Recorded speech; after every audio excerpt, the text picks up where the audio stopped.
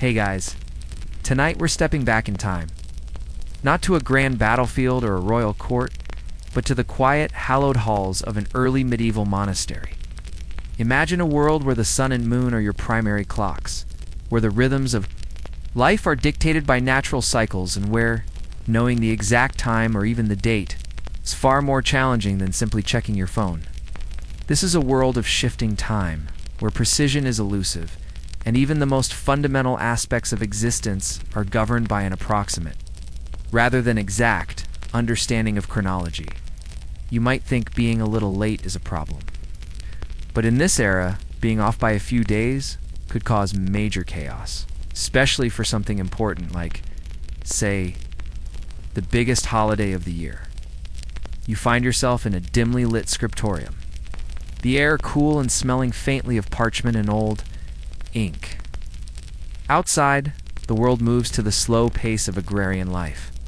Farmers rise with the sun, work until dusk, and mark the passage of months by the phases of the moon and the changing seasons. There are no mechanical clocks chiming the hours from city towers. Those are centuries away. Instead, time is fluid, measured by sundials, water clocks, and, most importantly, the movement of celestial bodies. But this natural rhythm, while beautiful, is also imprecise. Sunrises vary, cloud cover can obscure observations, and even the moon's cycles are more complex than they appear to the casual eye. For the average peasant, these inaccuracies are merely a minor inconvenience. For the church, however, they represent a significant theological and practical problem. How do you standardize feast days, synchronize religious observances, and ensure that all of Christendom celebrates its most sacred holidays on the same day if nobody can agree on the exact date? It's like trying to plan a massive family reunion, when half the family thinks it's Tuesday and the other half thinks it's next week. Total chaos. The intellectual landscape of this era is also vastly different. While the classical knowledge of Greece and Rome is largely fragmented or lost, monasteries serve as vital intellectual centers, preserving what remains and slowly, painstakingly adding to it. Monks are not just men of God, they are often scholars, scribes and astronomers, dedicated to understanding God's creation, including the intricate dance of the heavens. Their tools are simple: astrolabes, armillary spheres, and their own patient observations, all recorded by hand. Historians still argue about the extent of astronomical knowledge maintained during the so-called Dark Ages. Some scholars emphasize the decline of classical scientific inquiry following the fall of the Roman Empire. Others highlight the continuous, albeit quiet, efforts within monastic communities to preserve and develop astronomical understanding, particularly for calendrical purposes. What is certain is that the need for accurate timekeeping, especially for religious reasons, has provided a powerful impetus for intellectual pursuit. This inherent uncertainty in timekeeping means that life itself has a different texture. Planning across long distances is difficult. Historical records are less precise. The very fabric of communal and spiritual life, which relies on shared temporal experiences, is subtly undermined by this chronological ambiguity. This is the challenge our protagonist faces, a world desperately in need of a more reliable clock, a more precise calendar, anchored not by approximation, but by a deeper, more accurate understanding of the moon's celestial journey. And quietly, in his monastic cell, one monk is about to tackle a problem that has confounded scholars for centuries. The ambiguity of timekeeping in the early medieval world wasn't just a matter of intellectual curiosity. For the church, it was a profound and pressing issue, a calendrical quandary that impacted the very unity and practice of Christendom. Imagine a time when the most sacred annual event, Easter, the very cornerstone of Christian faith, was celebrated on different days, sometimes weeks apart, in various regions. This wasn't just inconvenient. It was a source of theological confusion, disunity, and even heated disputes among bishops and rulers. It's like trying to have a global holiday where half the world is celebrating Christmas and the other half is still carving pumpkins. Total chaos. The problem lay in the complex calculation of Easter's date. Unlike fixed holidays like Christmas, Easter is a movable feast. Tied to both the vernal equinox and the paschal full moon, it's defined as the first Sunday after the first full moon occurring on or after the vernal equinox, March 21st. Sounds simple enough, right? Except calculating the exact date of the vernal equinox, and more critically, the precise timing of the paschal full moon, was incredibly difficult with the astronomical knowledge and computational tools available.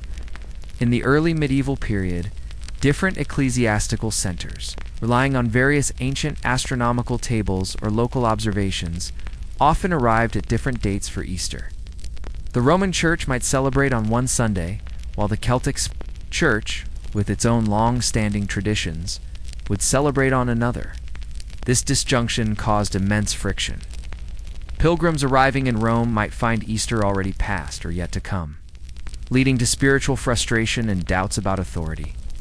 Rulers seeking to unify their kingdoms under a single faith found calendrical inconsistencies undermining their efforts. The very fabric of shared religious experience was being frayed by this. Chronological discord. Historians still argue about the intensity of the Easter controversy during this period. Some scholars emphasize it as a major theological battle, highlighting the deep importance of liturgical uniformity.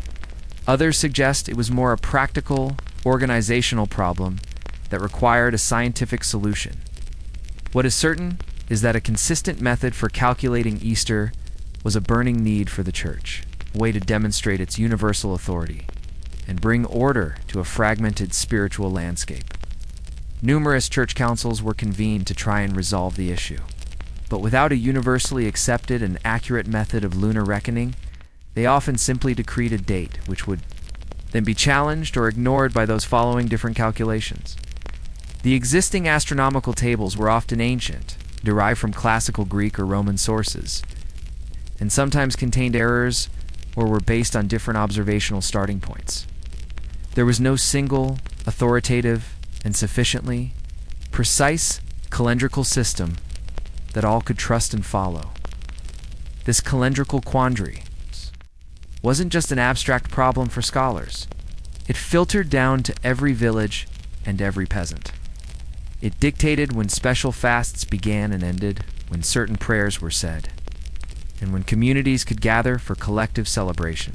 Inconsistencies could lead to confusion, undermine local authority, and even spark minor social unrest. The need for a better way to count the moon wasn't just for astronomical precision, it was for the very soul and structure of medieval society. And our monk, in his quiet abbey, was about to step into this very large, this very complex problem.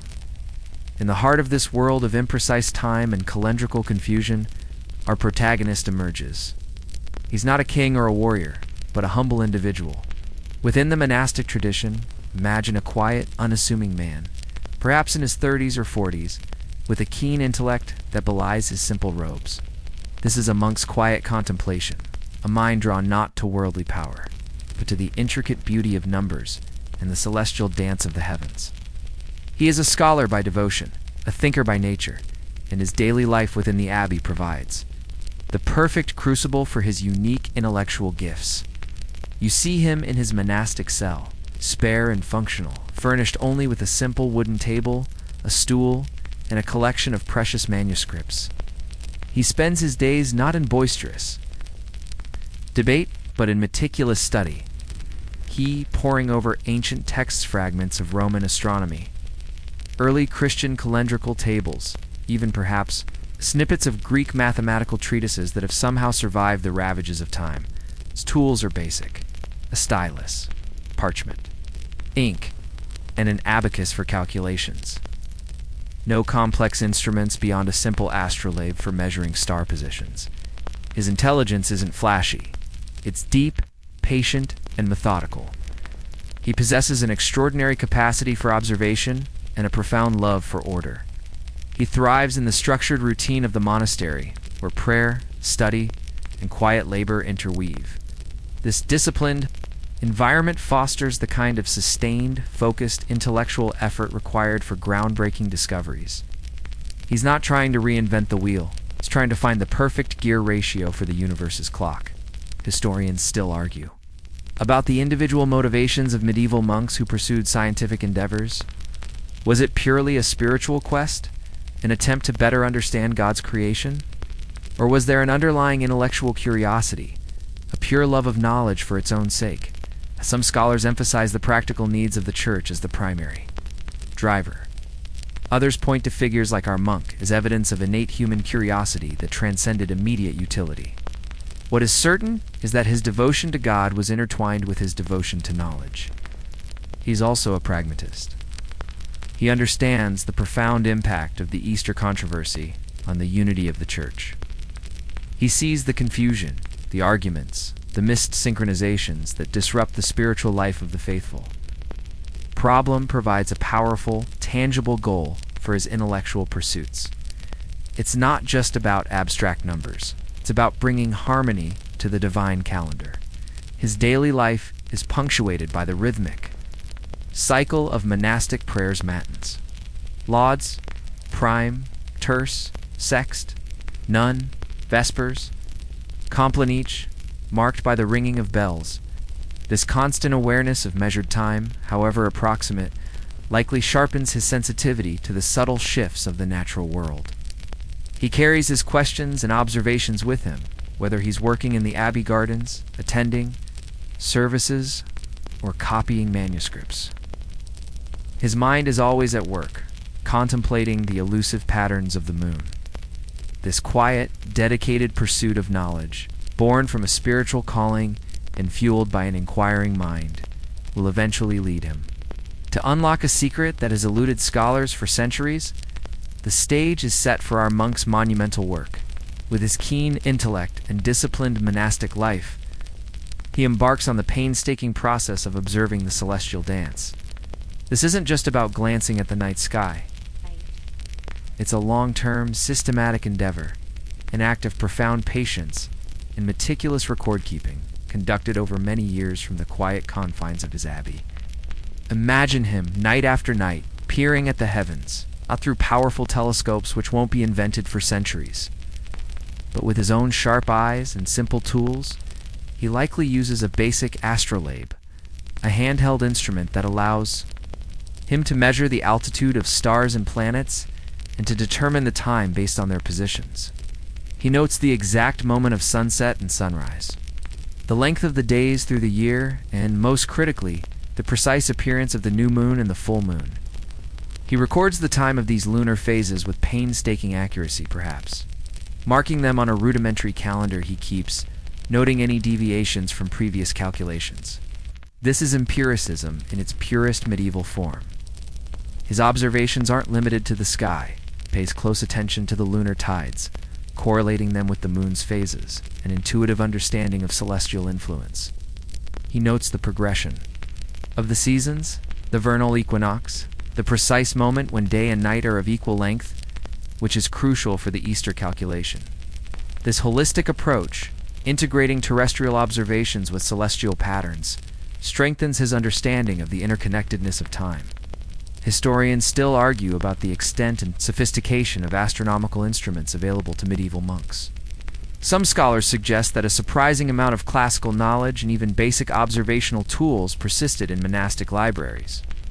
Others emphasize the ingenuity of individual monks who often created or adapted their own simple instruments from readily available materials. What is certain is that his work relied heavily on diligent, repeated observation over extended periods, a feat of scientific endurance. Month after month, year after year, he compiles his data. He notes the subtle variations in the moon's apparent speed, its slightly elliptical orbit, and the cumulative errors that arise when using simpler, less accurate tables. He is not merely recording, he is analyzing, comparing his own observations. With the ancient tables he has inherited, meticulously identifying where the discrepancies lie. He is searching for the underlying mathematical rules that govern these celestial movements, seeking the divine order in the apparent chaos. The quiet of the monastery provides the ideal environment for this long-term dedication. Free from the distractions of worldly life, he can devote himself entirely to this patient, solitary pursuit. His nightly vigil, his careful measurements, his endless cross-referencing of data, these are not just scientific tasks, they are acts of profound spiritual devotion, an attempt to better understand God's magnificent creation through reason and observation. And with every precise measurement, every recorded lunar phase, he inches closer to unraveling the moon's ancient secret that will finally bring harmony to the Christian calendar. With years of patient observation meticulously recorded, our monk moves from data collection to analysis. He delves deep into his accumulated records, comparing his precise observations of the moon's phases with the existing calendrical tables and calculations. This is the crucial stage of unraveling lunar patterns, where inconsistencies emerge. And a profound realization dawns. The traditional methods are flawed, and greater precision is not just desired, but necessary. Imagine him surrounded by stacks of parchment, his brow furrowed in concentration as he searches for the elusive underlying truth. He discovers that the long-accepted ancient tables, while generally accurate, contain cumulative errors. Over decades, these small discrepancies add up, causing the calculated date of the vernal equinox or the paschal full moon to drift significantly from the astronomical reality. He sees that the moon isn't perfectly predictable according to the old ways. Its orbit is slightly irregular, its cycles subtly shifting. This realization isn't about finding fault. It's about uncovering a deeper, more complex celestial truth that demands a more sophisticated understanding. It's like finding out your very old, very respected map of the world is actually missing a few continents. It's a bit of a shocker. He meticulously cross-references his own observations. Perhaps he notices that the actual full moon consistently occurs a day or two earlier than predicted by the old tables after several years, or that the equinox falls differently. He's not simply spotting errors. He's identifying patterns of error, systematic deviations that point to a flawed underlying mathematical model. This requires immense intellectual rigor, distinguishing genuine astronomical phenomena from random observational mistakes. Historians still argue about the extent of the specific errors in the various medieval calendrical systems our monk was confronting. Were they primarily due to inherent inaccuracies in ancient Greek or Roman astronomy, or to transcription errors and misinterpretations over centuries? Some scholars emphasize the challenges of propagating knowledge across different cultures and languages. Others highlight the inherent difficulty of accurately modeling complex celestial mechanics without modern tools. What is certain is that our monk's detailed observations allowed him to pinpoint these critical inconsistencies. His frustration grows, not with the moon, but with the imperfect human understanding of it. This isn't just an academic puzzle. It's a spiritual imperative. How can the Church claim universal truth if its most important feast day is celebrated inconsistently? This drives him to seek a solution, to devise a better method that accurately accounts for the moon's true behavior. He begins to formulate new computational rules, perhaps even dabbling in new mathematical approaches that can reconcile the observed reality with a more precise prediction. He explores the concept of the metonic cycle, an ancient Greek discovery that 19 solar years are almost exactly equal to 235 lunar months, allowing for a recurring pattern of lunar phases. While the concept was known, applying it with the necessary precision and adjusting for accumulated errors required a fresh look.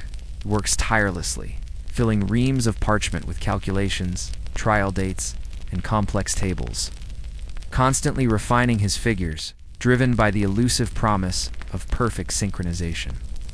This quiet, solitary intellectual struggle, fueled by his dedication to both God and accurate knowledge, brings him to the very brink of a breakthrough that will reshape the calendar for centuries to come.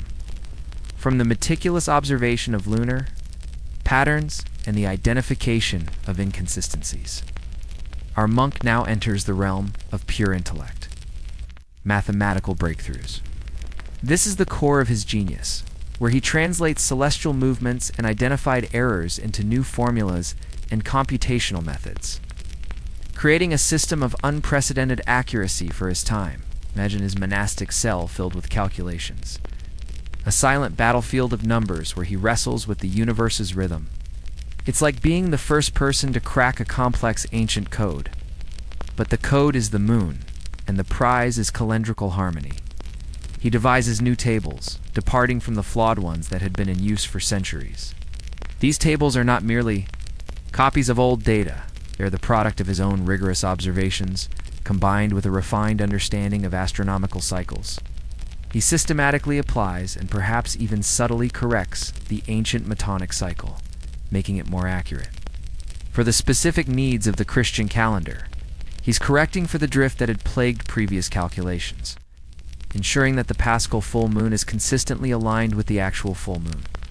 His method likely involves a sophisticated system of epochs numbers that indicate the age of the moon on a specific date, usually January 1st. It's allowing for the calculation of lunar phases throughout the year. He calculates these epochs with a precision previously unknown in the West, considering not just the average lunar month but its subtle variations. This requires complex arithmetic, careful handling of fractions, which were challenging in medieval, notation, and an unerring attention to detail. Every number, every column in his tables, is a testament to his intellectual rigor. Historians still argue about the extent to which his mathematical innovations were truly original or a brilliant synthesis and refinement of existing forgotten knowledge. Some scholars suggest that elements of his methods might have roots in earlier isolated astronomical traditions. Others emphasize his unique capacity to integrate disparate pieces of knowledge and apply them systematically to solve a pressing practical problem. What is certain is that his calendrical system represented a significant leap forward in accuracy for Western Europe. He might develop new mnemonics or simplified rules for applying his complex tables, making them accessible to other scribes and computists, who would then use his method across Christendom. His aim isn't just to know the accurate date himself, but to enable others to calculate it consistently. This requires not just mathematical genius, but a pedagogical mind, distilling complex calculations into practical, reproducible steps. The atmosphere in his cell must be one of intense, sustained concentration. He works tirelessly, often by the flickering light of a candle late into the night, his mind consumed by numbers and celestial rhythms. Each successful calculation, each table that falls perfectly into place, is a profound personal victory, a small step towards bringing order to the calendrical chaos. He is building a bridge between observed reality and computational precision, a bridge that will allow the Church to finally celebrate Easter with unwavering unity and accuracy, fulfilling his quiet spiritual and intellectual quest, armed with his meticulously calculated tables and irrefutable mathematical proofs.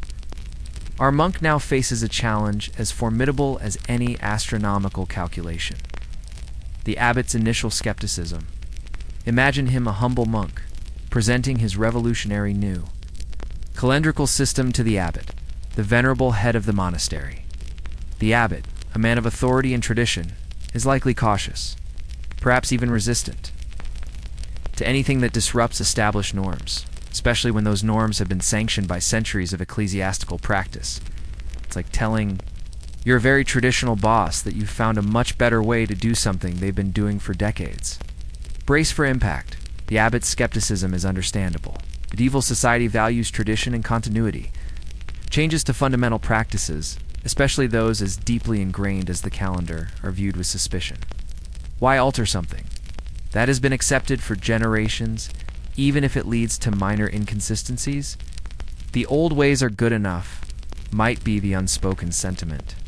The abbot might worry about the theological implications of changing the method for determining Easter, or the potential for dissent and further confusion if the new system isn't universally adopted. Our monk must now become an advocate for his own work.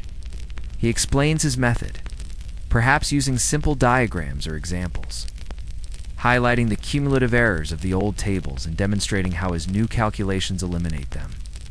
He shows how his method consistently aligns the Paschal full moon with the true astronomical full moon, proving its empirical accuracy. He appeals not just to intellectual reason, but to the practical needs of the church: unity, consistency, and the avoidance of discord. Historians still argue about the typical reception of scientific innovation within medieval monastic orders. Were abbots generally open to intellectual inquiry, or were they primarily guardians of tradition? Some scholars suggest that progressive abbots often championed scholarly pursuits, seeing them as enhancing the monastery's prestige.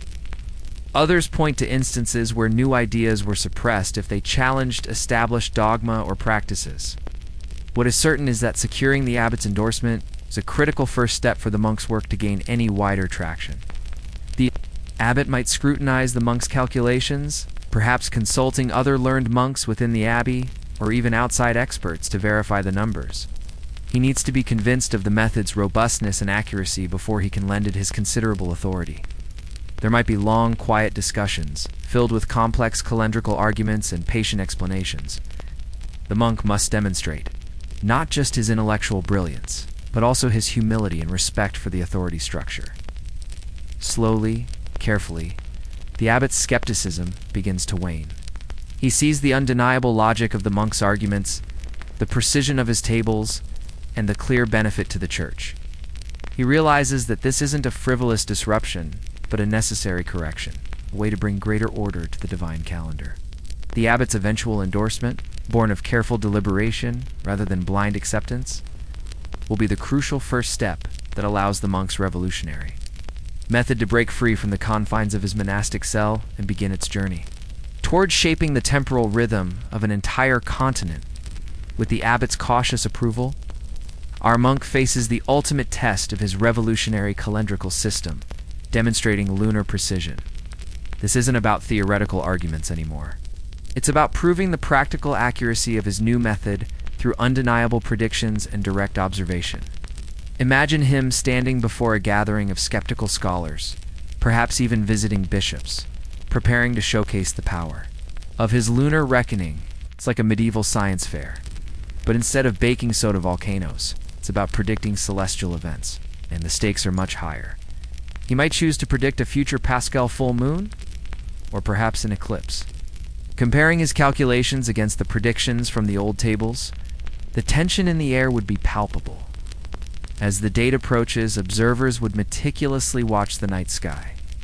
When the true full moon appears, perfectly aligned with the monk's prediction and deviating from the old, flawed calculations, a collective gasp might ripple through the onlookers. This direct empirical proof is immensely powerful, a silent, irrefutable argument for his method's superiority. He highlights the cumulative errors of the old system. He shows how, over time, the old tables consistently drift from astronomical reality, causing the computed Easter date to sometimes diverge significantly from its theological definition. Then, he presents his own tables, demonstrating how his precise calculations consistently align with the observed celestial events year after year.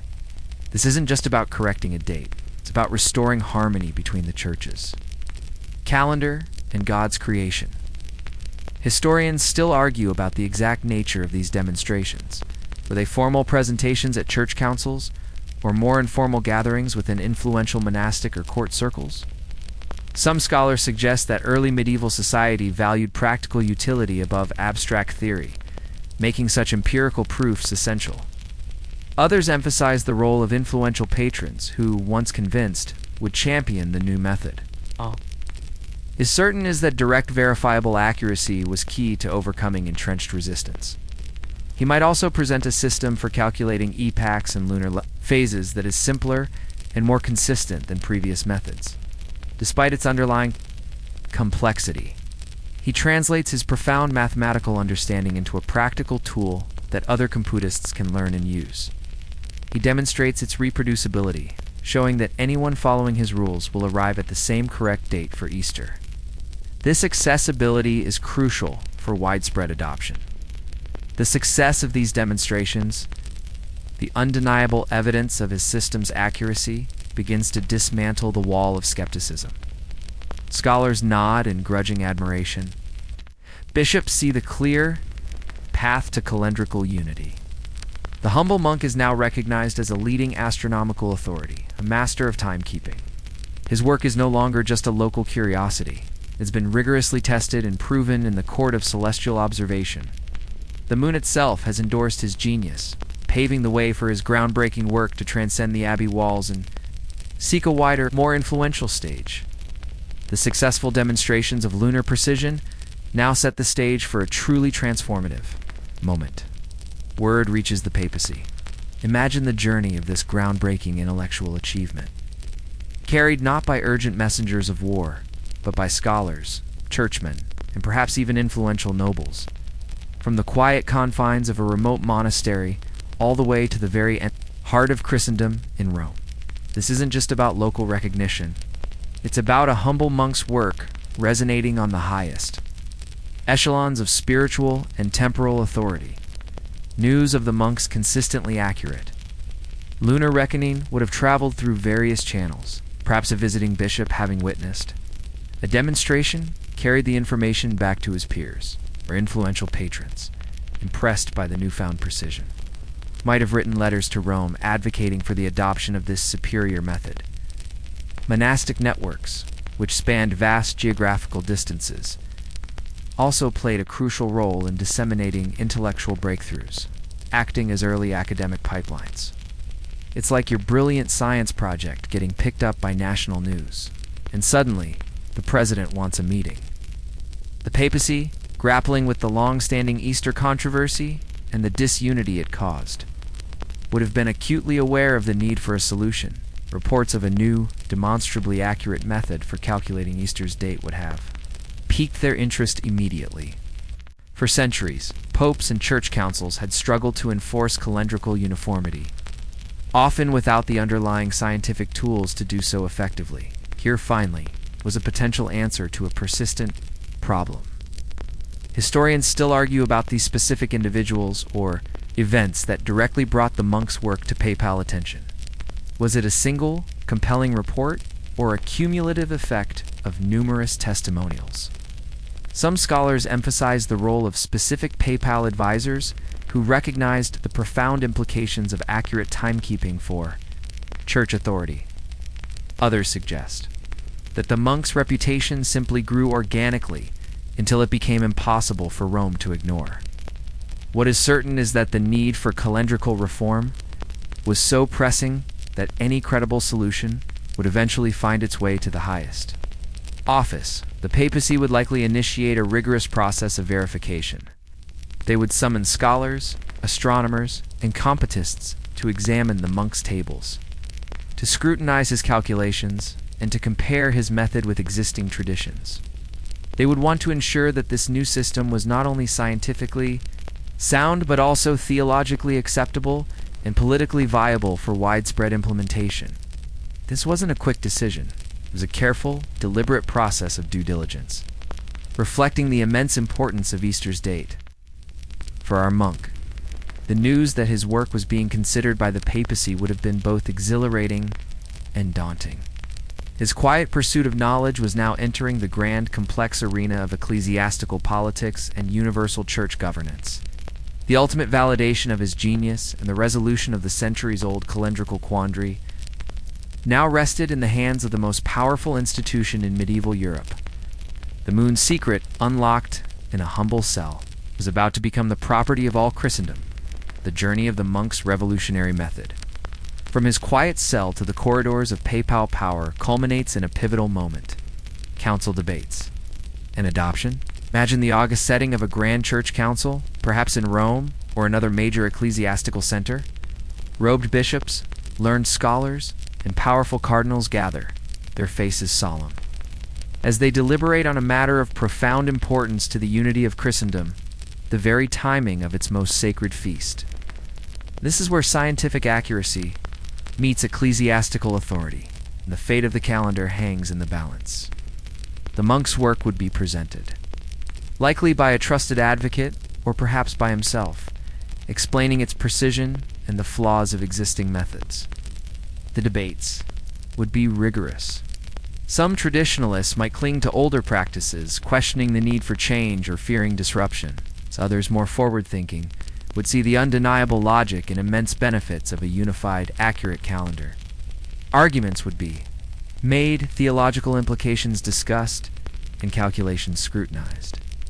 It's like a very intense board meeting, but instead of quarterly earnings, they're arguing about the moon and eternal salvation. No pressure. Crucially, the empirical evidence of the monk's method would be paramount. The fact that his predictions consistently aligned with astronomical reality, unlike the drifting dates from old tables, would provide a powerful, irrefutable argument. Scholars would verify his epoch calculations, computists would test his tables, and the undeniable accuracy of his lunar reckoning would gradually win over even the most stubborn opponents. The moon itself was testifying on his behalf. Historians still argue about the duration and specific details of these debates. Was there a single, decisive council or a series of discussions over time? Some scholars suggest that political considerations and the desire for papal authority to establish uniformity played as significant a role as pure scientific accuracy. Others highlight the genuine intellectual and spiritual quest for truth that motivated the Church's pursuit of a perfect calendar. What is certain is that the process was deliberate and thoroughly vetted. Eventually, the weight of evidence, combined with the pressing need for unity, leads to a decision.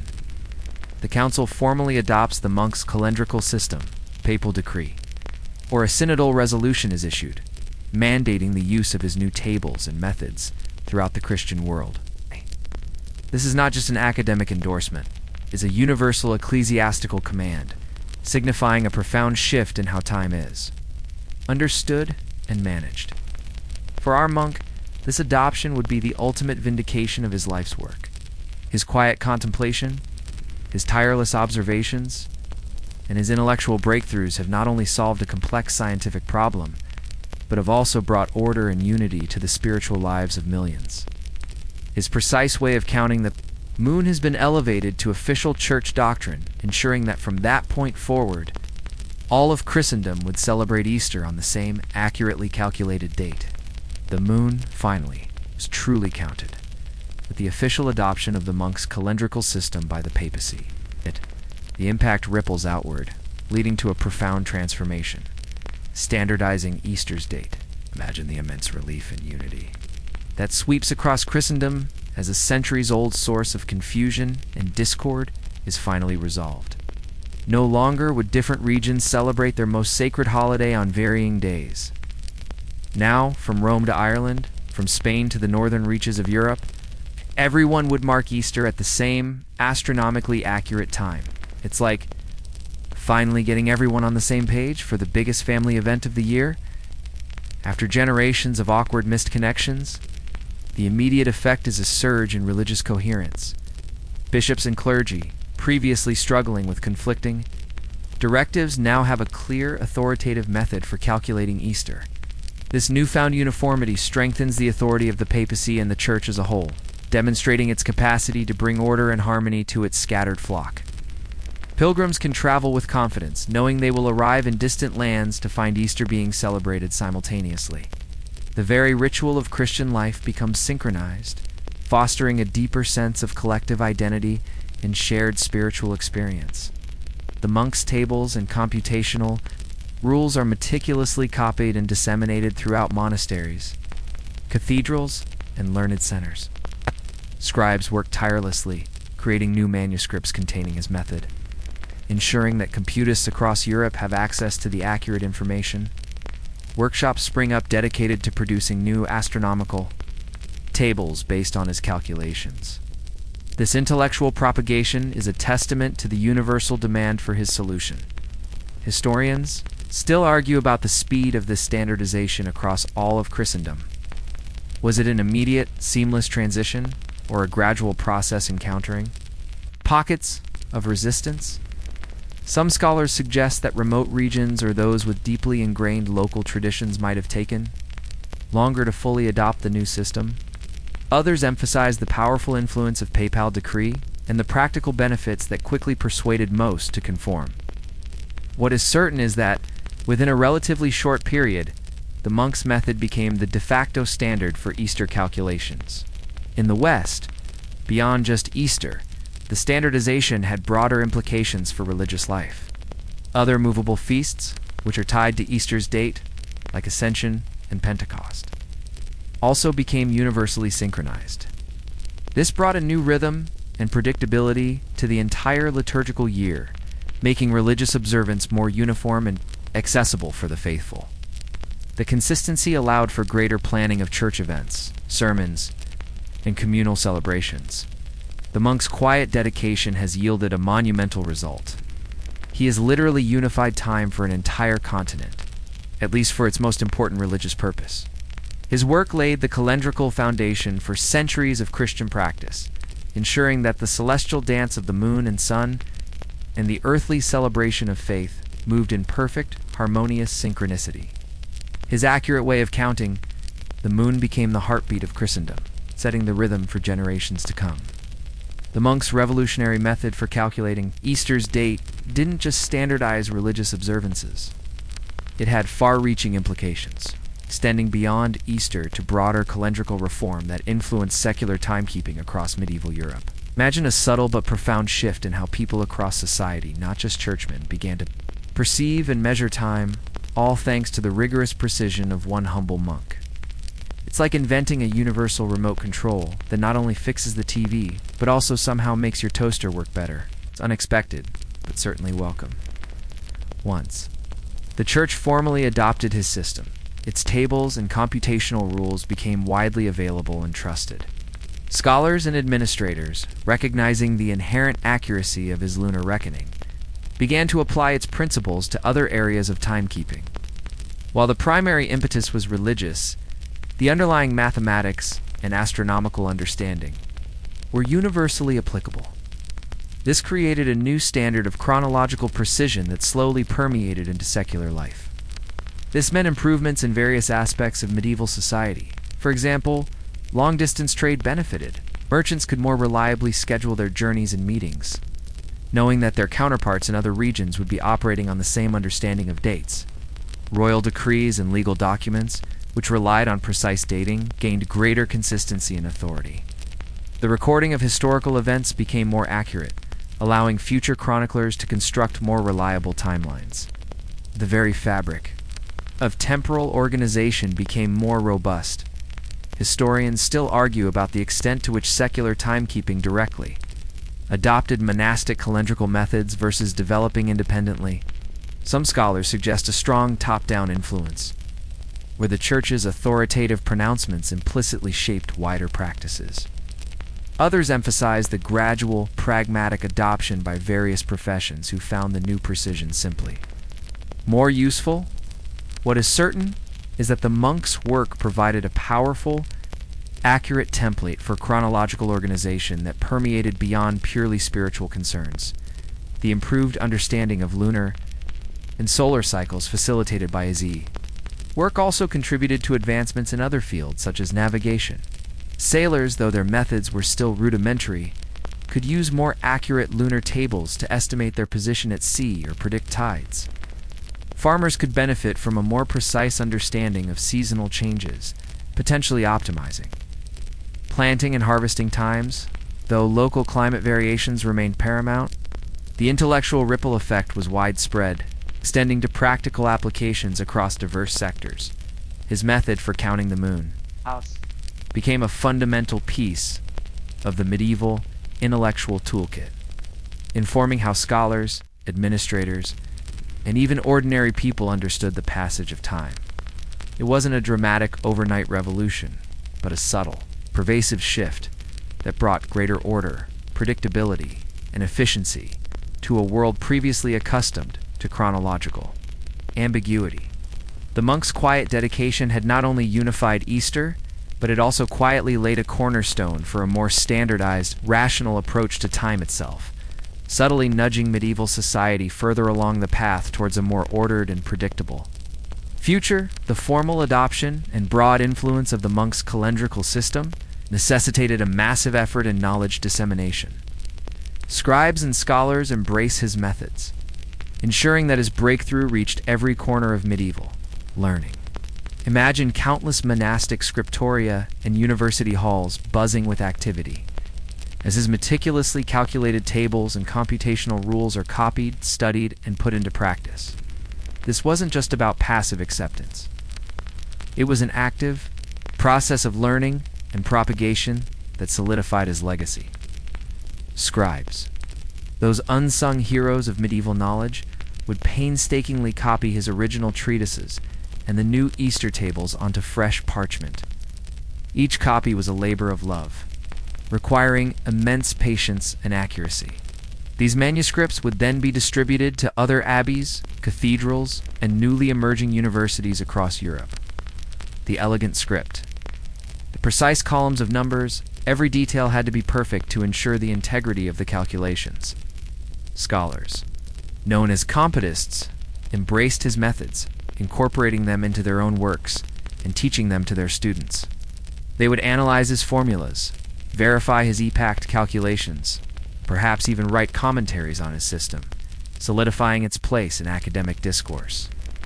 Libraries across the continent would eagerly acquire copies of his work, recognizing its profound importance for religious uniformity and chronological accuracy. His method became a standard part of the curriculum for anyone studying astronomy or timekeeping. Historians still argue about the speed and completeness of this dissemination. Was it a swift, centralized effort directed by the papacy, or a more organic, decentralized, spread through intellectual networks? Some scholars emphasize the crucial role of individual monastic houses and their copying workshops in replicating and distributing such vital texts. Others point to the emerging university system as a key driver for the formal teaching and acceptance of new scientific methods. What is certain is that his work transcended its origins to become widely known and applied. Furthermore, the monk's practical approach encouraged the development of new computational tools and aids. Perhaps mnemonic devices were created too. Help memorize the complex rules, or simplified versions of his tables were developed for ease of use. Treatises on the construction and use of astronomical instruments, now based on his more accurate data, would also proliferate. This widespread intellectual engagement ensured that his single breakthrough was integrated into the broader tapestry of medieval scientific thought.